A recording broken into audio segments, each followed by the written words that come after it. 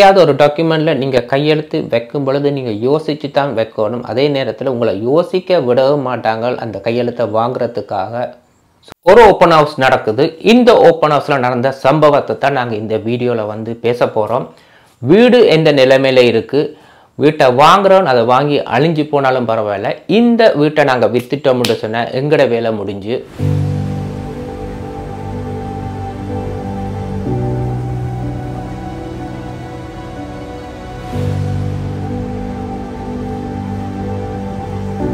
வணக்கம், எல்லாம் எப்படி இருக்கீங்க? இன்றைக்கி பார்த்தீங்கன்னு சொன்னால் ரியல்டர் எல்லாருமே வெக்கேஷனில் இருக்கிற ஒரு டைம்னு தான் சொல்ல முடியும். இன்ட்ரெஸ்ட் ரேட் அதிகமாக இருக்கிறதால வீடு வாங்குறவங்களும் குறைவாக இருக்குது, வீட்டை விற்கிறவங்களும் குறைவாக இருக்குது. ஜிடிஏல வீடுகளுக்கு டிமாண்ட் இருக்கத்தான் செய்யுது, ப்ரைஸும் ஸ்டேபிளாக தான் இருக்குது, பெரிய அளவில் குறையவும் இல்லை. அதே போல் வீடு இல்லாதவங்க வீடை வாங்க தான் ட்ரை பண்ணி கொண்டிருக்கிறாங்க. இன்ட்ரெஸ்ட் ரேட் அதிகமாக இருக்கிறதால கொஞ்சம் பேக்கப் பண்ணி இருக்கிறாங்க.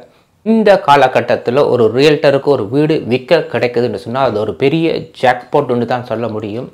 இந்த ஓப்பன் ஹவுஸில் இவங்க வீடு பார்க்க போகிறாங்க. வீட்டுக்குள்ளே என்ன நடந்தது? இவங்க ஸ்காப்ரோவில் ஒரு 7 வருஷமாக ஒரு பேஸ்மெண்ட்டில் வாழ்ந்து கொண்டு இருந்திருக்கிறாங்க. இவங்களுக்கு வந்து இந்த லொக்கேஷன்லேயே ஒரு வீடு தேவைப்படுது. இவங்களோட இன்கம் மோர்கேஜ் கால்குலேஷன்லாம் பார்க்கும் பொழுது இவங்களுக்கு ஒரு 3 பெட்ரூம் தான் அஃபோர்டபுளாக இருக்குது. அதே நேரத்தில் பேஸ்மெண்ட் வந்து ஃபினிஷ் ஆகிருக்கணும் செப்பரேட் என்ட்ரன்ஸோட.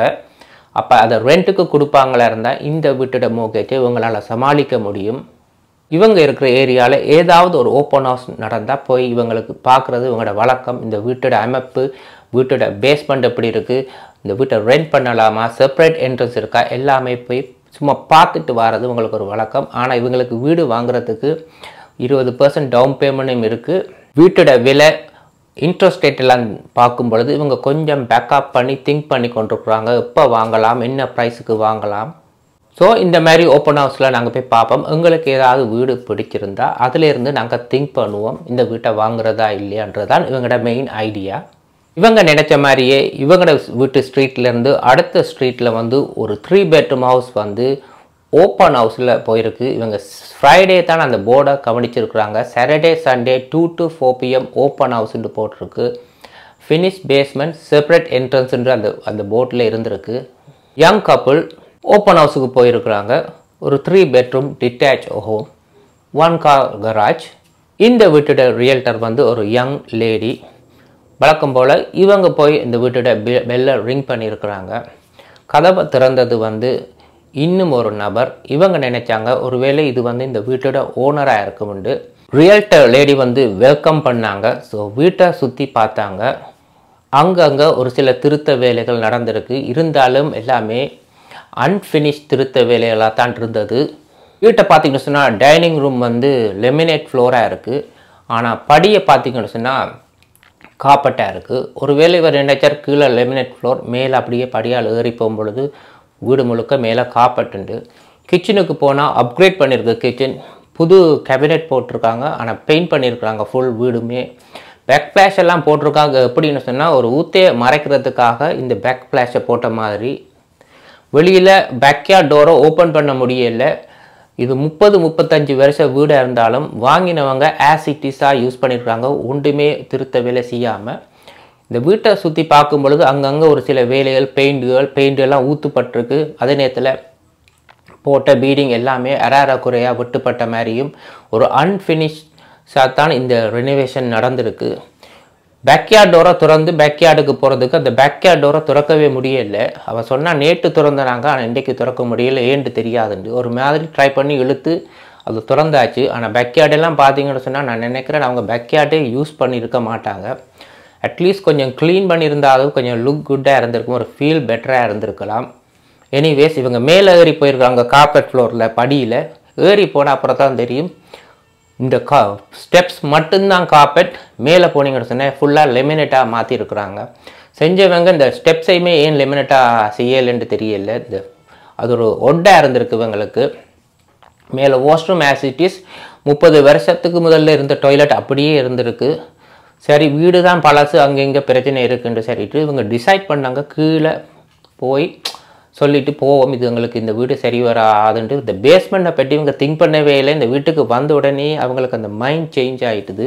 சரி அவ சொன்னா பேஸ்மெண்ட்டையும் பார்க்காம போகிறீங்கன்ட்டு. சரி கதவை திறங்கன்ட்டு பார்த்தா அந்த பேஸ்மெண்ட் கதவுக்கு வெளியில் தான் செப்பரேட் என்ட்ரன்ஸும் இருக்குது.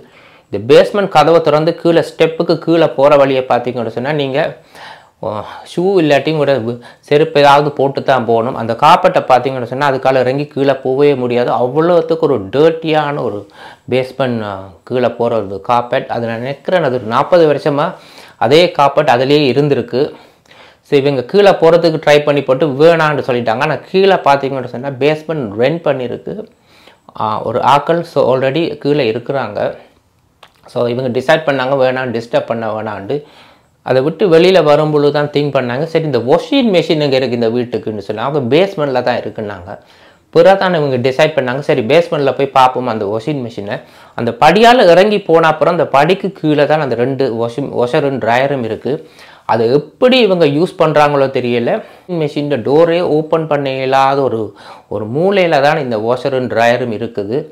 அதை சுற்றி வர நீங்கள் கீழே பார்ப்பீங்களா இருந்தால் எலி இல்லாட்டி கருப்பான் ஏதாவது இருக்கிறதுக்கான வாய்ப்பு இருக்குது. அவ்வளோத்துக்கு அப்படி டர்ட்டியாக இருக்குது. அந்த ஏரியா முழுக்க கருப்பாக டார்க்காக இருக்குது. ஒரு ஃபினிஷ் பண்ணாத ஒரு ஏரியாவாக. சரி அங்கால ஒரு டோர் இருக்குது. அந்த டோருக்குள்ளே தான் பேஸ்மெண்ட்டில் ரெண்டலில் இருக்கிறவங்க இருக்கிறாங்க. அதை டிஸ்டர்ப் பண்ண விட நாங்கள் மேலே போகும்போது மேலே போயிருக்கிறாங்க. ஸோ இவங்க மேலே வந்தாச்சு. இவங்க சொல்லியிருக்கிறாங்க நாங்கள் யங் கப்பிள் நாங்கள் வந்து பேஸ்மெண்ட் ரெண்ட் பண்ணுற மாதிரி தான் ஒரு வீடை தேடி திரிகிறோம். அதுவும் இதே ஏரியாவில். ஸோ எங்களுக்கு இது அமைஞ்ச மாதிரி இருந்தது. ஆனால் வீடு கொஞ்சம் அங்கங்கே ரெனோவேஷன் அவ்வளவு வேலை இருக்குது. ஒரு வாஷர் ட்ரையர் வந்து எங்களுக்கு மேலே வேணும் கீழே டிஸ்டர்ப் பண்ணக்கூடாது டெனண்ட்டை. அதே நேரத்தில் அது இருக்கிற முறையில் எங்களால் அதை யூஸ் பண்ண முடியாதுன்னு அதுக்கு அவங்க ஆஃபர் கொடுத்துருக்குறாங்கன்னு சொன்னால் இந்த வீட்டை ரெனோவேட் பண்ண ரெனோவேஷன் கம்பெனி எங்களுக்கு தெரிஞ்ச one of the best renovation company. அவங்க உங்களுக்கு வாஷர் ட்ரையர் வந்து உங்களுக்கு மேலே மாஸ்டர் பெட்ரூமில் இல்லாட்டி வாஷ்ரூம்லேயே உங்களுக்கு ஃபிக்ஸ் பண்ணி தருவாங்க. இந்த வீடை நீங்கள் வாங்குவீங்களா இருந்தாண்டு. இவர் திங்க் பண்ண என்னென்னு சொன்னால் ஏற்கனவே இந்த வீடை அறக்குறையாக தான் ரெனோவேட் பண்ணியிருக்கிறாங்க. இவங்களை வச்சு வாஷர் ட்ரையர் மேலே போட்டால் அவ்வளோதான். ஸோ இதை விட்டு இவங்க வெளியில் இந்த வரத்தான் ட்ரை பண்ணுறாங்க. ஆனால் இது இந்த வீட்டில் 3 பேர் இருக்கிறாங்க. இந்த 3 பேர் யாருன்னு சொன்னால் ஒரு ஆள் வந்து ரியல்டர், 2ஆவது வந்து மோர்கேஜ் ஏஜென்ட், 3ஆவது யாருன்ட்டு இவங்களுக்கே தெரியாது. அவர் ஆஃபர் கொடுத்தா என்னென்னு சொன்னால் இந்த வீட்டுக்கு நீங்கள் ஒரு ஆஃபர் அடிப்பீங்களான்னா இவர் மோர்கேஜ் செஞ்சு தருவார். எந்த வித பிரச்சனையும் இல்லை. கனடாவில் இருக்கிற எந்த பேங்க்லேயுமே இவரால் மோர்கேஜ் எடுக்க முடியும். 30 வருஷம் எக்ஸ்பீரியன்ஸ் உண்டு. பிறகு தானே இந்த வீட்டோட ப்ரைஸை இவங்க கேட்டாங்க எவ்வளோ இது முடியுமுண்டு. 1.25 வந்து எதிர்பார்க்குறாங்க. ஆனால் நீங்கள் ஆஃபரை அடிங்க அதுலேருந்து நாங்கள் வந்து டிசைட் பண்ணுவோம்ண்டு. இவங்க யோசித்தாங்க இது சரி வராது வெளியில் போவோம்ண்டு. ஆனால் இவங்க ஃபர்ஸ்ட் டைம் ஹோம் பாய்ஸ் இவங்களுக்கு ரியல்டர் இருக்கான்னு கேட்டாங்க. இவர் இல்லை என்று சொன்னார். So why don't you have us for ரியல்டர்ன்னு சொல்லி இவங்க ஆஃபர் பண்ணியிருக்கிறாங்க இவங்களுக்கு. எப்படின்னு சொன்னால் ஒரு பூனையோட கையில் எலி மாட்டுப்பட்ட மாதிரி தான் இவங்களை உட்கார வச்சு இவங்களுக்கு மோர்கேஜ் கால்குலேஷன் செஞ்சு கொடுத்துருக்குறாங்க. இந்த வீட்டை நீங்கள் இந்த ப்ரைஸுக்கு வாங்குவீங்களா இருந்தால் கீழே ரெண்டல் இன்கமோட டெனண்ட்டும் இருக்கிறாங்க. நீங்கள் புதுசாக டெனண்ட் தேடவும் தேவையில்லை. கால்குலேட் பண்ணி சொன்னாங்க ஒரு $6,500 தான் உங்களுக்கு ஒரு மந்த்லி மோர்கேஜ் வரும் உங்களோட இந்த வீட்டோட இது. ஸோ உங்களுக்கு கீழே இன்கம் வருது. ஒரு 6 மந்த்துக்கு தான் உங்களுக்கு இந்த மோர்கேஜ் ரேட் இருக்கும். பிற உங்களுக்கு இந்த மோர்கேஜ் ரேட் குறைஞ்சா பிறகு நீங்கள் நெக்ஸ்ட் இயர் வந்து இதை ஃபிக்ஸ் பண்ணிடலாம் 2%ன்ட்டு சொல்லியிருக்கிறாங்க. இந்த நேரத்தில் இது இப்போ பயர்ஸ் மார்க்கெட். நீங்கள் இப்போ இந்த வீட்டை வாங்காட்டி அடுத்த மாதத்தில் இன்னும் இன்ட்ரெஸ்ட் ரேட் குறையுமா இருந்தால் வீட்டோட விலை கூடும். இவங்க கொஞ்சம் சென்சிட்டிவாக இருந்ததால் இந்த 3 பேரும் திங்க் பண்ணாங்க இவங்களோட அட்வான்டேஜ் எடுக்கலாம்ட்டு. அவங்க 3 பேரும் அவங்களோட பாசையில் பேசிக்கொண்டாங்க. ஏதோ பேசிக்கொண்டாங்க. இவங்களுக்கும் உண்மையை விளங்கலை. இவங்களுக்கு ஒரு ஆஃபர் ஒன்று கொடுத்தாங்கன்னு சொன்னால் நீங்கள் விருப்பம்ண்டா உங்களுக்கு விருப்பமான ஒரு அமௌண்ட்டை வந்து நீங்கள் வந்து ஆஃபராக அடிங்கன்ட்டு. அதை விட இன்னும் ஒரு ஆஃபர் என்ன கொடுத்தாங்கன்னு சொன்னால் நீங்கள் அப்படி அடிக்கிறதா இருந்தால் உங்களுக்கு ஒரு ஏஜென்ட் தேவைப்படும். நாங்களே உங்களுக்கு ரிப்ரசன்டேட் பண்ணுறோம். பேப்பர்ஸை ரெடி பண்ணுறோம். நீங்கள் கையெழுத்து வைக்க ரெடியாண்டு. அவங்க 3 பேரை கதைச்சு எடுத்த முடிவு தான். இவங்களுக்கு எப்படியாவது இந்த பேப்பர்ஸை வச்சு இவங்களை வந்து நாங்கள் இதை வாங்கி பேப்பர்ஸில் கையெழுத்து வாங்கி எடுத்துட்டோன்னு சொன்னால் எப்படியாவது இவங்களுக்கு வீடு வாங்குறட்டு சொன்னால் எங்கள் மூலமாக தான் இவங்களுக்கு வீடு வாங்கணும். அப்படியே உங்களுக்கு இந்த வீடு பிடிக்காட்டியும் இந்த ஏரியாலேயே உங்களுக்கு நாங்கள் வீடு எப்படியாவது எடுத்து தரோம்ன்ட்டு சொல்லி இவங்களுக்கு ப்ராமிஸ் பண்ணியிருக்கிறாங்க.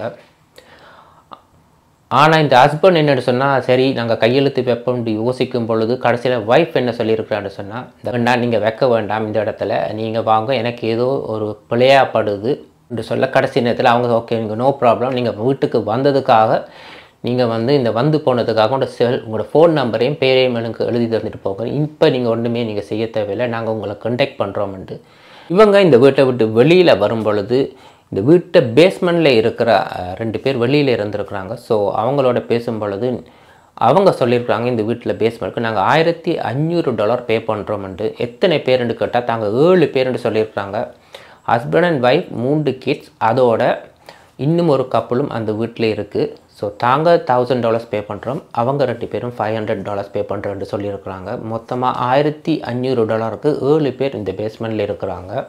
இவங்க வீட்டை போயிட்டாங்க. ஒரு 3 நாளில் ஒரு கால் ஒன்று வந்தது இந்த ஏஜென்ட் இருந்து. என்ன மாதிரி டிசைட் பண்ணியிருக்கிறீங்க, மல்டிபிள் ஆஃபர்ஸ் வந்திருக்கு, நீங்கள் ஏதாவது ஆஃபர் போட போகிறீங்களா, நீங்கள் இந்த வீட்டை இப்போ வாங்காட்டி இன்ட்ரெஸ்ட் ரேட் குறைஞ்சுன்னு சொன்னால் உங்களால் இனிமேல் வீடு வாங்கவே முடியாது. அதுவும் இந்த ஏரியா உங்களுக்கு நல்ல ஒரு ஏரியா, நீங்கள் எதிர்பார்க்குற ஏரியா. ஸோ நீங்கள் ஏன் ஒரு ஆஃபரை இதுக்கு போடக்கூடாதுன்ட்டு இவங்க வந்து அதை பெரிய அளவில் நாங்கள் திங்க் பண்ணுறோம்ட்டு சொல்லியும் 2-3 நாள் திருப்பி ஃபோன் பண்ணியிருக்கிறாங்க. இவங்க இப்போ போயிட்டு வந்து இப்போ பார்த்தீங்கன்னா 2 வீக்ஸ் ஆகுது, இன்னுமே அந்த வீடு விற்காமல் அப்படியே இருக்குது.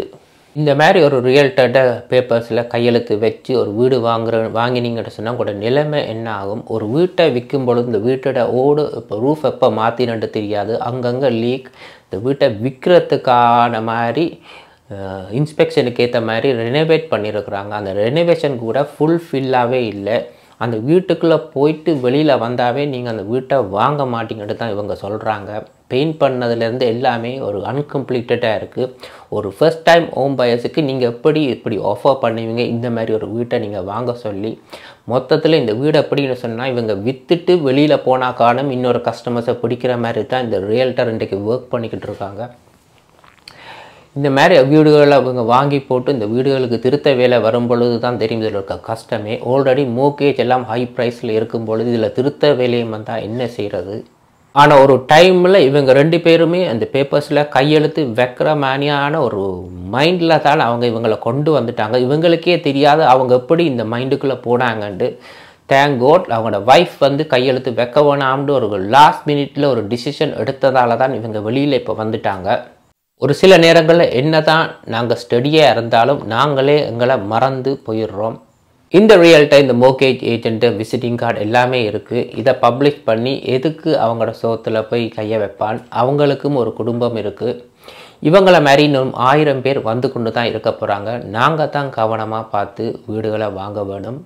இந்த மாதிரி வீடுகள் வந்து இன்வெஸ்டர்ஸ் இல்லாட்டி ரெனோவேட் கம்பெனிஸ் தான் வாங்கி இதை திருத்தி விற்பாங்க. ஆனால் இங்கே பார்த்தீங்கன்னு சொன்னால் இப்போ இருக்கிற மார்க்கெட்டும் படி யாருமே வீடுகளை வாங்குறாங்க இல்லை. இவங்க இந்த வீடை பார்த்தீங்கன்னு சொன்னால் ஒரு ஃபர்ஸ்ட் டைம் ஹோம் பயர்ஸ்ட தலையில் கட்ட பார்த்தாங்க.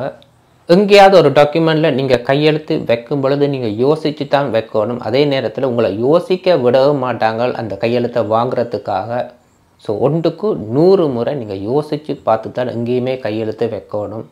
அதே போல் ஒரு நாளும் ப்ரைவேட் மோர்கேஜஸ்ட்டு போய் உங்களோட டாக்குமெண்ட்ஸை நீங்கள் ஹேண்ட் ஓவர் பண்ணவே கூடாது. நீங்கள் வீடு வாங்குறீங்களோ மோர்கேஜ் அடிக்கிறீங்களோ தெரியாது, ஆனால் உங்களோட டாக்குமெண்ட்ஸை அவங்க பிற்காலத்தில் எப்படி யூஸ் பண்ணுவாங்கன்ட்டு உங்களுக்கு தெரியாது. ஸோ பேங்க்குக்கு நேரடியாக போய் நீங்கள் மோர்கேஜ் செய்யுங்க. இது ஒரு விழிப்புணர்வான ஒரு வீடியோ. வீடு வாங்க வேண்டாம், மோர்கேஜ் செய்ய வேணாம்னு சொல்ல இல்லை, கவனமாக செய்யுங்கன்னு தான் இதை சொல்ல வரோம். இந்த மாதிரி உங்களுக்கு ஒரு எக்ஸ்பீரியன்ஸ் இருந்தால் என்னுடைய இன்ஸ்டாகிராம் பேஜில் வந்து ஷேர் பண்ணுங்கள். இன்னொரு வீடியோவில் சந்திப்போம். நன்றி, வணக்கம்.